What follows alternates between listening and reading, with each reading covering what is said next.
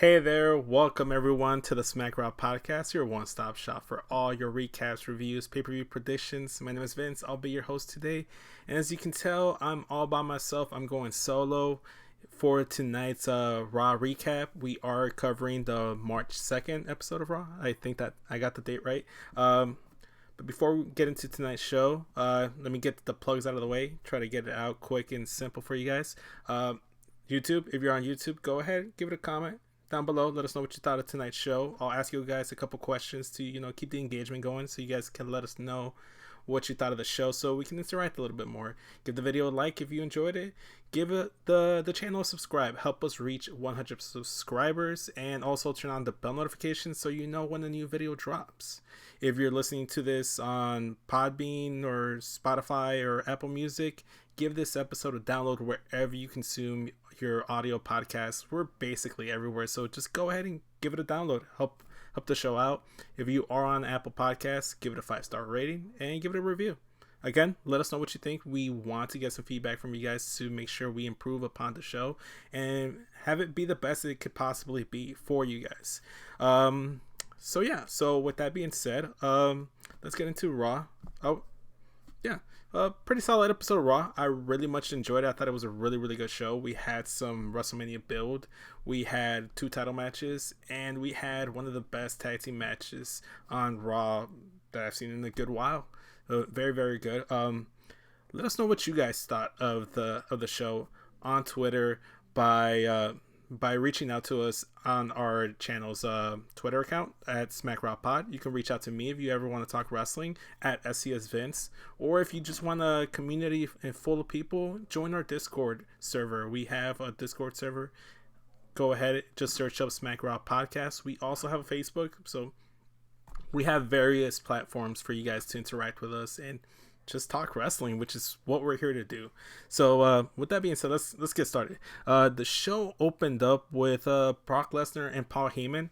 Again, it was more of a standard Paul Heyman, Brock Lesnar type of thing, trying to build up the match with Drew McIntyre. Really, really good. The main gist of it was that Paul Heyman was saying that Drew can't beat Brock Lesnar. Brock Lesnar came in the Royal Rumble. He dominated 15 men. He was going nuts. He was going bananas. He was wrecking havoc. It wasn't until Ricochet low blowed Brock Lesnar, he was distracted, and that allowed Drew McIntyre the chance to hit the Claymore kick and eliminated him out of the Royal Rumble.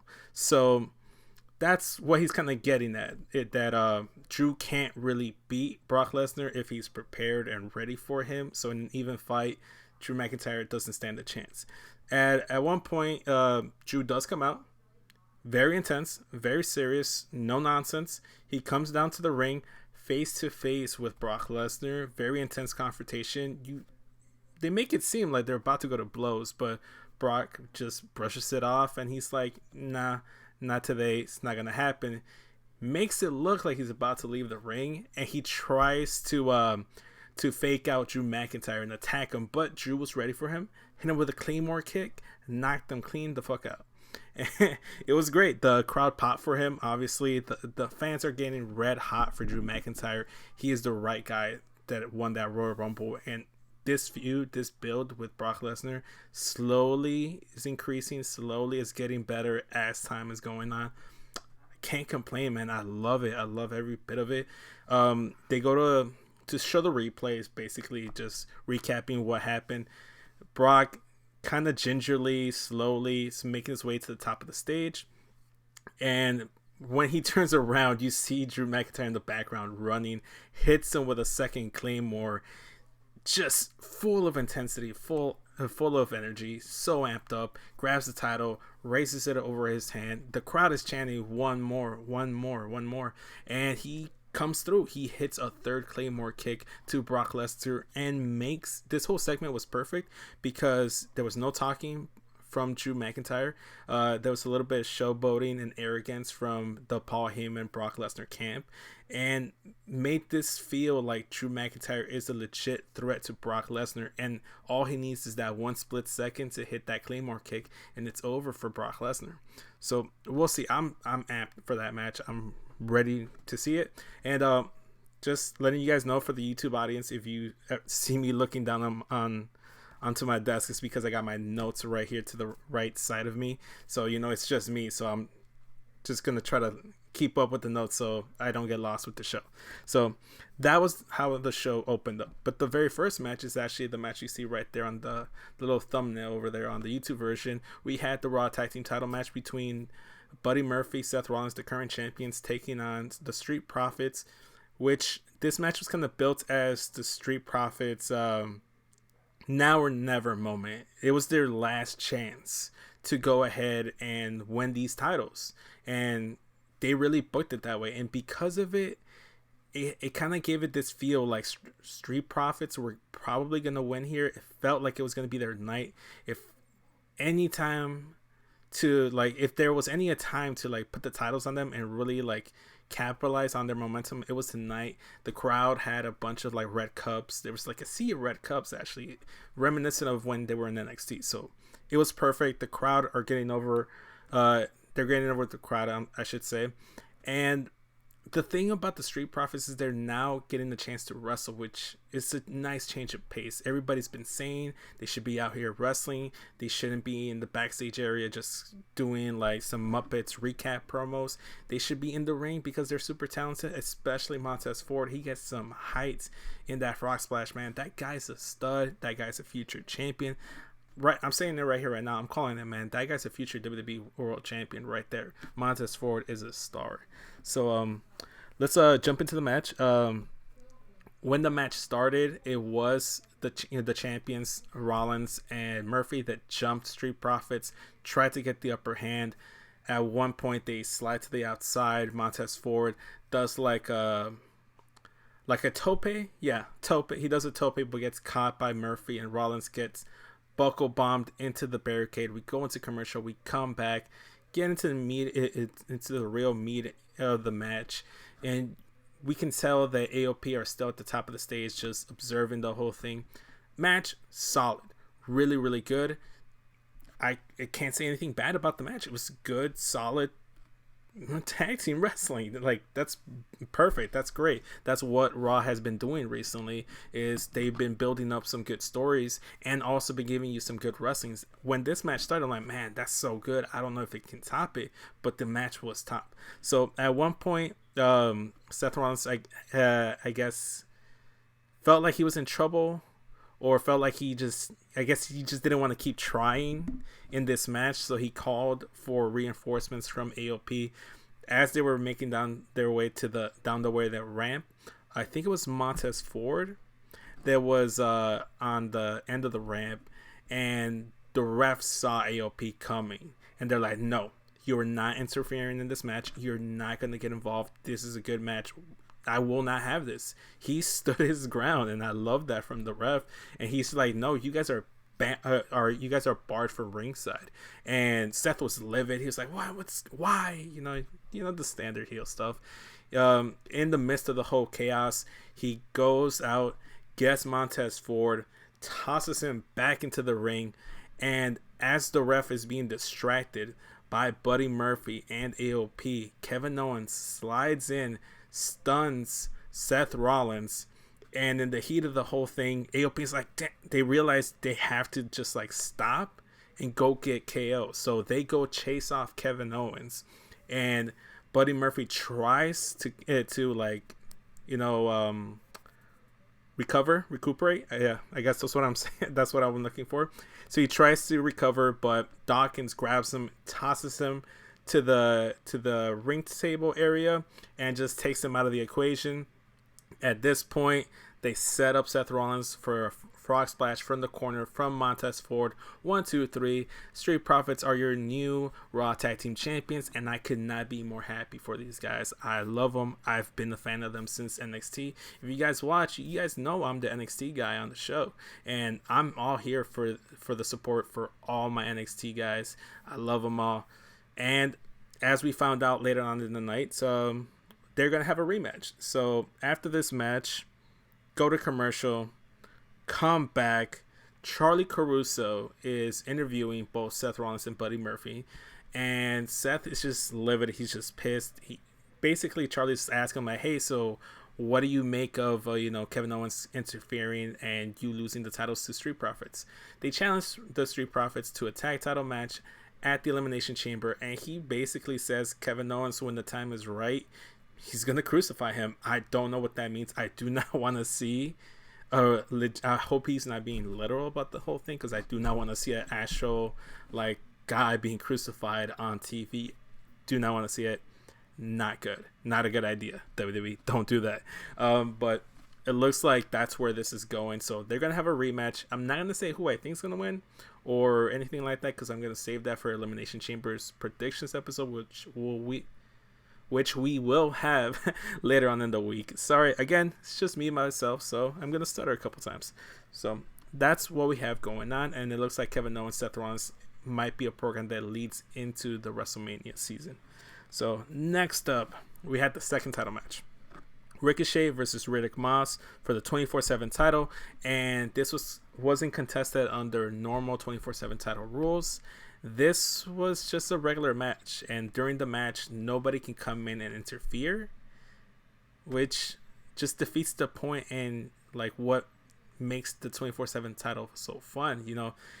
That's the one thing that Raw has been dropping the ball on recently, is the 24/7 title, because it was such a good part of the show. At points, it was the best part of the show, and was the only good thing about Raw before it started to pick up steam. And I don't know, maybe it's the fact that Drake Maverick is now on SmackDown and isn't even being utilized over there, but him and R-Truth really were the ones that catapulted that 24/7 title division to the next level. Sorry, just making sure my phone is on silent so it doesn't start ringing in the middle of the recording. And okay, so Ricochet, Riddick Moss, current champions Riddick Moss. I know Riddick Moss because I watched a little NXT and I know a little bit about the guy. I'm not gonna cover the match. I'm not gonna go beat for beat. Riddick Moss won. What are they doing with Ricochet, guys? What are they doing with Ricochet? He goes from having the WWE title match, gets squashed by Brock Lesnar in like less than 3 minutes, if I'm not mistaken, and then he loses to a relatively new guy in Riddick Moss for a nothing title, for the 24/7 title. You're trying to tell me that Ricochet is a worse wrestler than Riddick Moss? What's going on with Ricochet? Is this going to lead to like a heel turn? Are they going to do like a crisis of confidence with Ricochet? Let me know down below. If you're watching the YouTube version, go ahead and comment down below what is going on with Ricochet. What do you think they will be doing with Ricochet next? And if you're listening to the audio version, tweet me on Twitter. Use the hashtag SmackRawPod and let us know. Reach out to the show's Twitter at SmackRawPod. Let us know. Ask us questions. We will be more than happy to answer any questions you guys have. And if you guys give me a couple good questions, I'll bring them on to the next week's episode of Raw or NXT or SmackDown, and we'll get some more fan engagement. That's what we're trying to get. So we're trying to get some more fan engagement into the show. But yeah, let us know what you think about the Ricochet situation. I'm bummed out. I don't know what's next for him. Next, we have the OC. So the OC come out next because AJ Styles is going to have a scheduled match against Aleister Black, which was set up from last week's beatdown at the hands of the OC, where Aleister had his match against Eric Rowan. He bumped into the OC backstage, got jumped, and that's what set up this match. I'm sorry. I love AJ Styles. I think he's a great wrestler, but that promo just wasn't it, guys. It wasn't it. It didn't hit the mark. It felt very cringe. It was very lame. Recently, AJ Styles specifically with the OC as a whole kind of felt like lame, corny dads, as opposed to like these badass like former Bullet Club members, And I'm sorry if I'm bumping the table, by the way. Yeah, I just have to do something with my hands. I can't just like sit here and just like have them there. But yeah, I don't know. It's just weird. I haven't been really feeling the OC like that. I'm glad they came back like after the AJ injury that he suffered at Royal Rumble. But man, I don't know, man. Sometimes it's more the same. But it does look like they're building towards the feud with him and Undertaker, given the happenings at Crown Jewel or Super Showdown or whatever the Saudi show was called. And yeah, that's basically what it was. He was helping to build the Taker match, which might happen at Mania.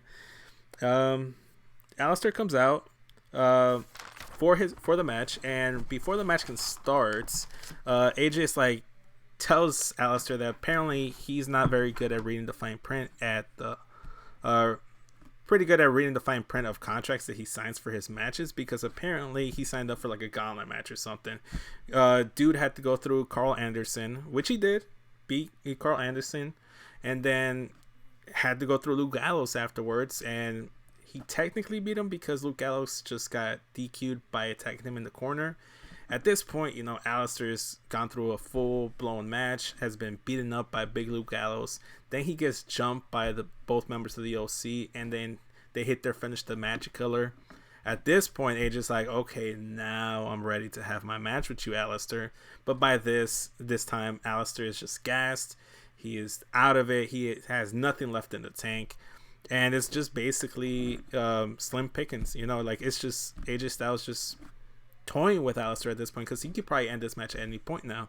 So I guess the big question here, guys, again, another question for you guys, comment section of YouTube down below, or reach out to the show on Twitter.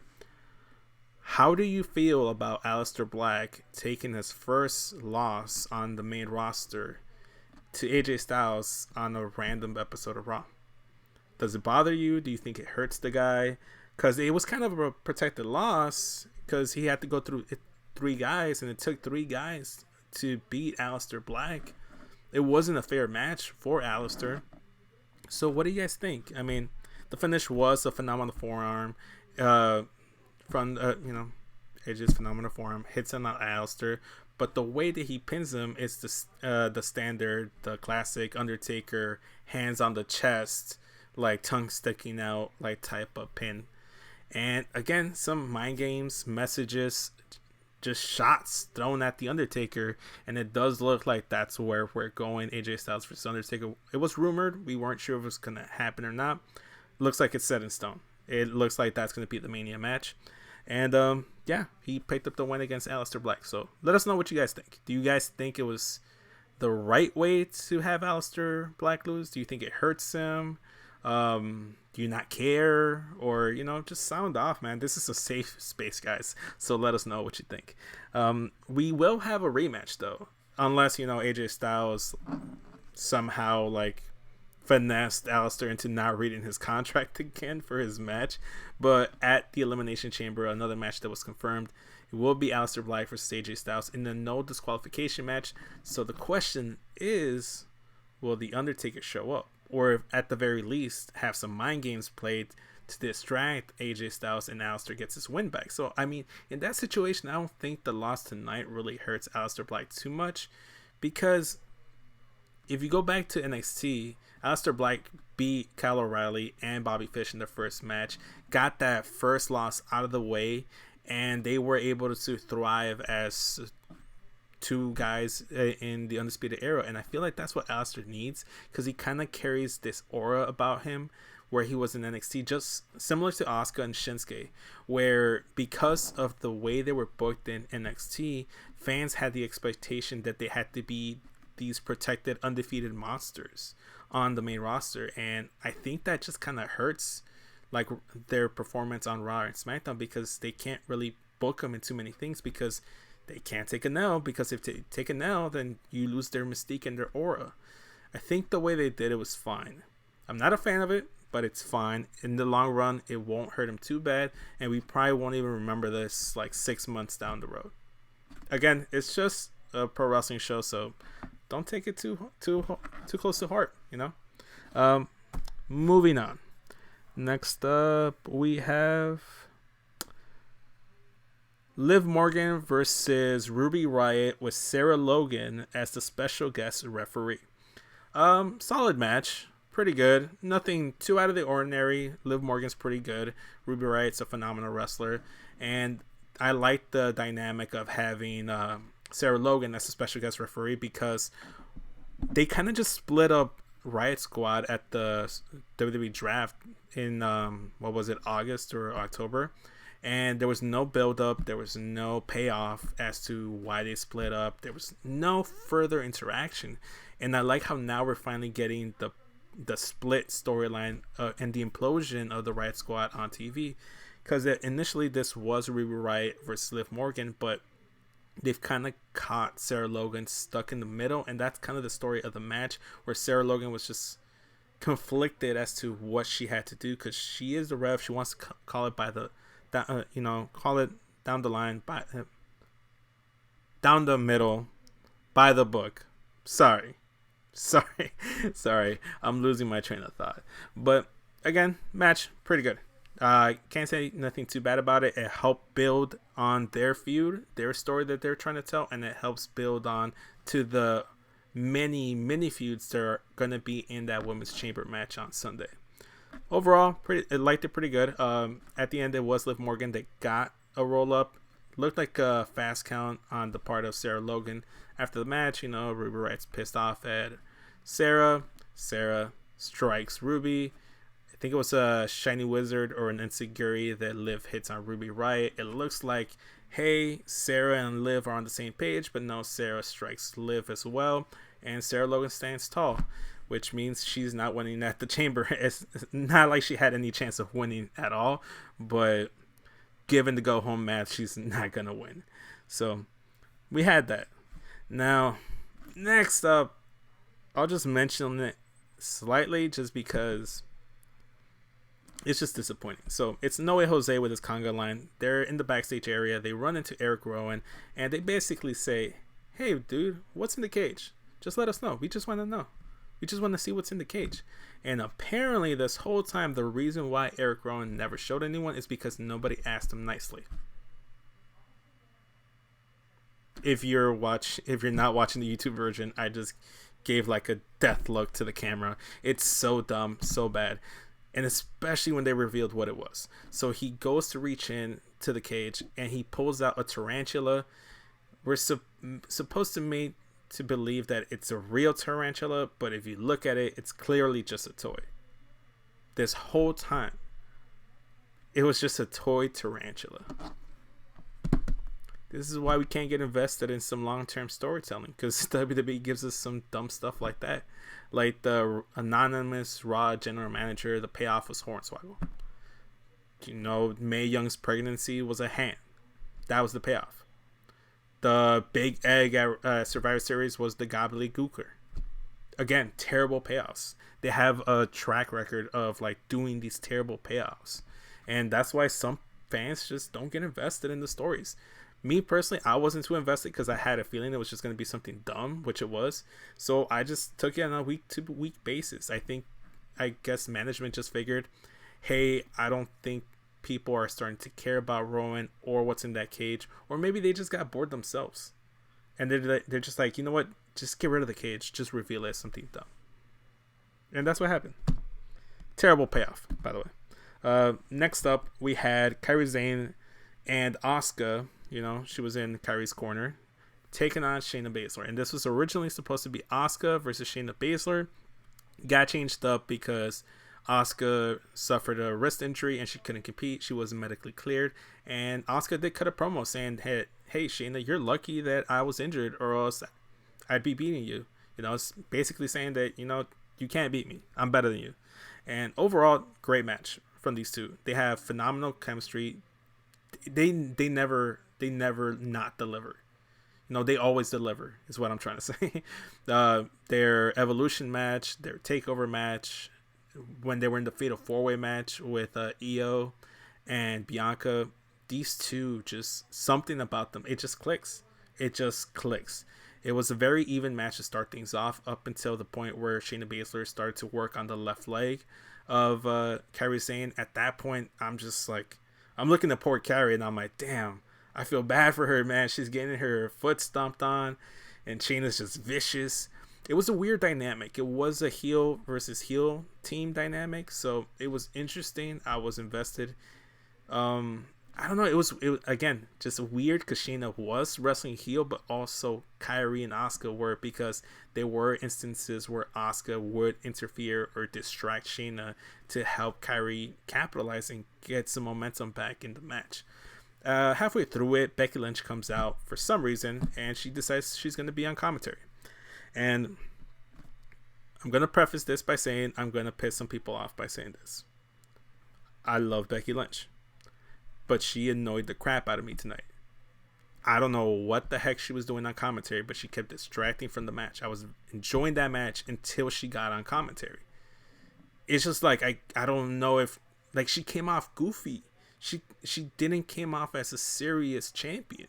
She came off like she's not taking this whole Shayna Baszler stuff seriously. I don't know if that's by design or if that's just what she's doing right now, but she's turned from like the man, this badass, to like, hey, you know, taking on all challengers, to like goofy Dean Ambrose, basically. I don't know. I'm not feeling it. I like Becky. I hate to like talk bad about Becky, but I was not feeling the promo. It was cringe. It was lame.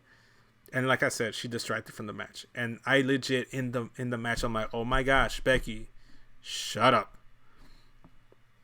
Again, don't hate Becky. I love Becky. I think she's great. I think I'm just ready for Shayna or someone else to hold that title. She's held it since WrestleMania last year. It's gonna be over a year. Unfortunately, you know, in the time, you know, nowadays with wrestling, people get impatient and don't enjoy long title reigns that last close to a year. I saw people complain about Kofi of all people. Of course, they're gonna complain about Becky. So, I don't know. Going back into the match, at some point, you know, Kyrie does end up getting the upper hand, gets some momentum back. I'm gonna just skip to the ending of this match because it was really good. Just go ahead and watch it. I recommend it. I thoroughly enjoyed it. And Kyrie goes for her interceptor spear, and then she goes to climb the top rope for the insane elbow. But this is where the initial leg injury that Sheena was working on earlier comes into play, because she goes gingerly, doesn't get her balance correctly. It's enough time. It gives Shayna enough time to lift her feet up as Kyrie's coming down for the elbow, and her feet kick Kyrie right in her gut, right in the side of her ribs. It looked tough. It looked like a legit kick. It looked bad. It looked stiff. I hope that's not it, and Kyrie just really sold the kick. But Kyrie looked like she was holding her sides. Like, she gets kicked.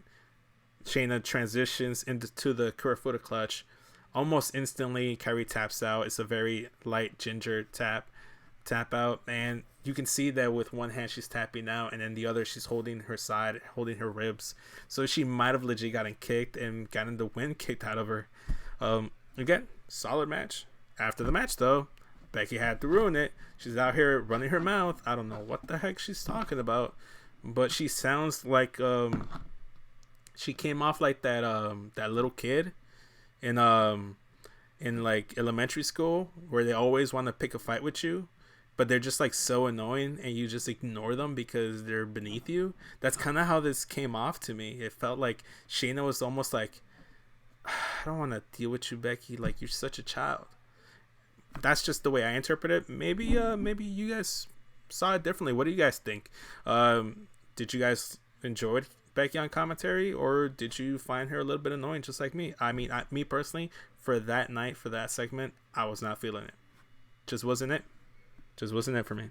Gonna move on to the final match of the night, which was Carrillo, Rey Mysterio versus Angel Garza and the returning Andrade. So before we get the match, Carrillo and Rey Mysterio are in Gorilla, basically saying they're never gonna give up. They're not gonna end things until they end them on their terms. Humberto at one point says that, like, family means everything to me, but clearly it doesn't mean anything to Angel Garza. And go cut to Rey's entrance, do the picture-in-picture stuff. From there, what am I missing? No, yeah, they just basically do their entrances during the picture-in-picture stuff, and then they come back from commercial with Angel Garza getting kissed on the cheek by almost every woman on the front row and stuff. So I thought it was really good. I thought it was cool. I liked it. I enjoyed it. And yeah, overall, this match just was a banger. Killer match. Hard-hitting, fast-paced match. Classic Lucha Libre stuff. and you can tell that these guys just know how to like work with each other and have that chemistry. They just second nature to them. Angel Garza, Humberto Cousins, you can tell they've been wrestling each other for years growing up. We know that Andrade and Ray have chemistry. Honestly, man, I can't give this match any like I can't give it enough props. I can't do it justice. Have to watch it. I think they give it a lot of time. I think it was like a good like 30-minute match because they had like 2 commercial breaks in between. Again, a lot of fast paced stuff. One thing to point out was that Angel Garza and Andrade both were matching. They had matching gear. They both had like light shiny blue gear. So that raises the question. I know a lot of people were wondering, hey, what happens to Angel Garza when Andrade comes back? Do they split up Andrade and Selena? Do they just team them together? Do they make some kind of faction? What do you guys think about Andrade and Angel Garza becoming a tag team? Me personally, I want to see it. I'm all for it. These guys already, if they're not already being groomed to be a tag team, already have the makings of a great heel tag team. And you pair them up with the Street Profits, and man, that's money right there. That feud right there, that program, that's money. And I don't know. Let me know down below in the comment section.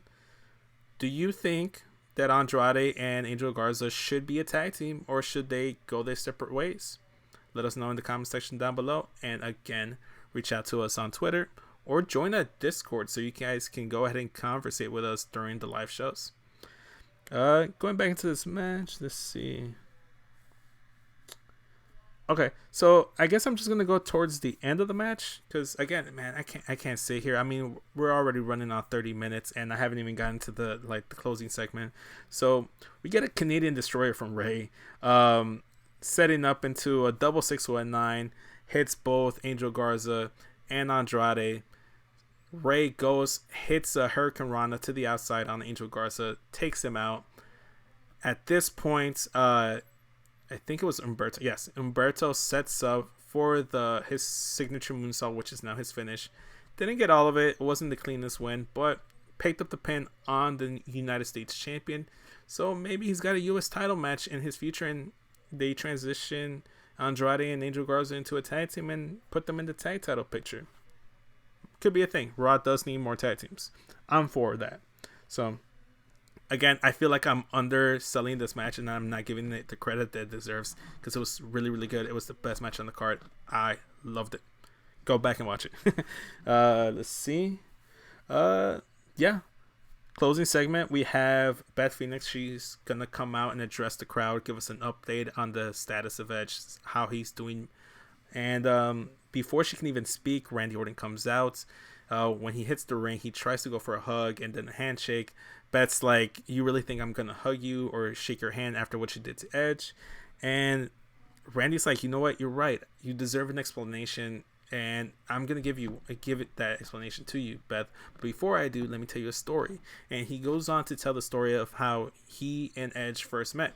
How he was, I think he said 18 or 19 years old, where his dad brought him backstage so he can meet like Shawn Michaels, Triple H, The Rock, Davey Boy Smith, Mick Foley. He mentioned a bunch of legends. And then he said, but then there was Edge that personally went up to his dad, Cowboy Bob Orton, and told Randy's dad that, hey man, you're the reason why I became a wrestler. I mean, we all know that's not true. I doubt that's true. But he was basically saying that, hey man, you're the reason why I decided to be a wrestler. You're the reason why I became a really good heel. And then that's when Bob Orton, he goes to Edge. He's like, this is my son Randy. He's trying to break into the business. And Edge shakes Randy's hand and he's like, good luck, kid. Congrats. And you know, if the cards line up, maybe we can work a program together and do something in the ring. And that was foreshadowing because later on, Randy does go on to say, hey, we tore the house down fighting for the IC title. We were main eventing left and right. We were dominating. At one point, they joined and formed Rated RKO. But he says that it was his fault. He was making some bad mistakes, bad decisions, and it cost him the titles, cost him the faction, and it put him into this pit. into this pit of like he was just making bad mistakes, and he was in the pit, and then it was Edge that helped him get out of that pit, get out of that hole, and help him get his life back in order. And he basically said that Edge saved his life, and that's why he did what he did, because he returned the favor. He said he did what he did to save Edge's life.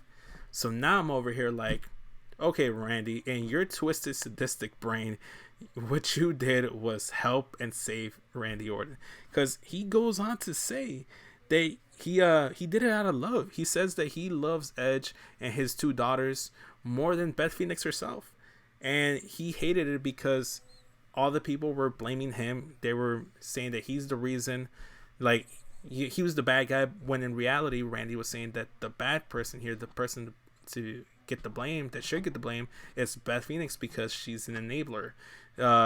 She compared, Randy compared the whole situation like an alcoholic or a drug addict, and he was addicted to the high of performing in front of everybody, and performing in front of the WWE universe, and Beth just enabled him. So it was technically he compared it to Beth giving an alcoholic a drink and putting it in their hand, or giving drugs to a drug addict. And I thought that was a weird and cool way to like tell this story, because I've always said this: a great villain is one who thinks that he's doing the right thing, and then there's twisted, demented brain, they're the good guys. That's what makes a great villain, is them thinking that they're the actual good guys in the story. And Randy Orton right now thinks he's the good guy, because he says that had he not did what he did to Edge,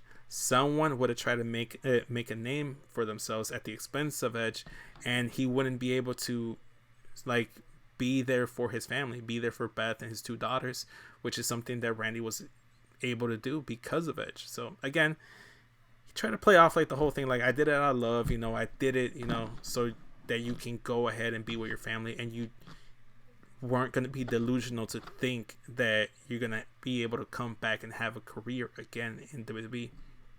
And that's what it was, because Randy's like, oh, one-time thing, that's cool, that's fine, got a quick rush. He even said that he got goosebumps, chills thinking about the whole moment. But yeah, I love the whole thing. Let's see here. Oh yeah, so when Randy delivers us the whole I love your family more than you, Beth, that's when Beth loses it, slaps Randy Orton. Randy looks pissed, he's steaming, he's fuming. Beth goes for a kick in the gut. Randy, instant RKO. Everybody saw this coming. We all knew the minute they announced that Beth Phoenix was returning to Raw that she was going to get RKO'd by Randy Orton, and it happened. Randy Orton leaves. Beth Phoenix is in the ring. The commentary, they cut back to commentary, and the commentary sell it perfectly. They're just like pissed. Byron Saxton, Tom Phillips, Jerry Lawler didn't do shit, but Tom Phillips and Byron Saxton sold the severity and the seriousness of the entire situation. When we go back to the ring, you see Natty, R-Truth, Hurricane, Devon Dudley, Hawkins and Ryder, and even Rey Mysterio, all of these friends of Edge and Beth Phoenix, being worried and concerned for her. The one thing I did like is they didn't stretcher Beth Phoenix out. It was just an RKO. It wasn't nothing too crazy. So, it's Beth Phoenix. She's a badass. She shouldn't be like taken out in the stretcher by one RKO. She's a badass. She shouldn't have to. So overall, that was the closing segment to Raw. I loved it. I thought it was really good, man. This Randy Orton stuff, this Randy Orton and Edge stuff is really, really good. It's probably the best booked feud going into WrestleMania. You have the Shayna Becky stuff still happening. You have AJ Undertaker teased. You have Drew Brock Lesnar. I love it, man. WrestleMania is kicking into high gear. We do have to make a quick pit stop this Sunday at Elimination Chamber. We will be doing a recap show for that as well. We will be doing a predictions episode, so make sure you tune in for that. We'll be having like 6 podcasts for you guys today. So it'll be the Raw recap tonight, which I'm going to be dropping Tuesday morning. Then we'll have Wednesday night, we'll have the AEW and NXT podcast. Friday night, we'll have the SmackDown recap. And then sometime Saturday or Friday night, we'll drop the Elimination Chambers predictions episode. And then Sunday night, we'll have Chamber recap. So yeah, that's today's show. I think that's a great way to close it off. I ran a little bit longer than I thought I would. 40 minutes, pretty solid for a podcast. Thought I did pretty good. Let us know what you guys thought of tonight's show. Not only Raw, but the podcast itself. What's your favorite match heading into WrestleMania? What's your favorite feud? Are you guys into this whole Randy Orton Edge storyline as much as we are at the Smack Raw podcast? And tell us how disappointed in the cage situation with Eric Rowan. Just let us know everything. Comment section down below. Like this video if you did enjoy. Subscribe. Help us reach 100 subscribers. Bell notification, very important, so you know when a new episode drops. Like I said, 6 episodes this week. If you don't turn on that bell notification, how will you know? You got to keep up with our stuff. Also, wherever you consume the podcast version, the audio version, go ahead and give it a download. It helps the algorithm. It helps the exposure of the show. And just let us know that you're enjoying the content that we do here at the Smack Raw Podcast. Again, find us on Twitter at Smack Raw Pod. Find me at SES Vince. I'll put the rest of the guys on the podcast, their handles down below, just so it's not just me, not just a shameless self plug. And last but not least, check out our Facebook, our Instagram, and our Discord server. We're everywhere. Unfortunately, we weren't able to live stream, but we do live stream the shows a lot. Yeah, so with that being said, guys, I've been your host, SES Vince. Thank you so much for listening to tonight's episode, and we'll see you guys on Wednesday for NXT and AEW. Later, guys.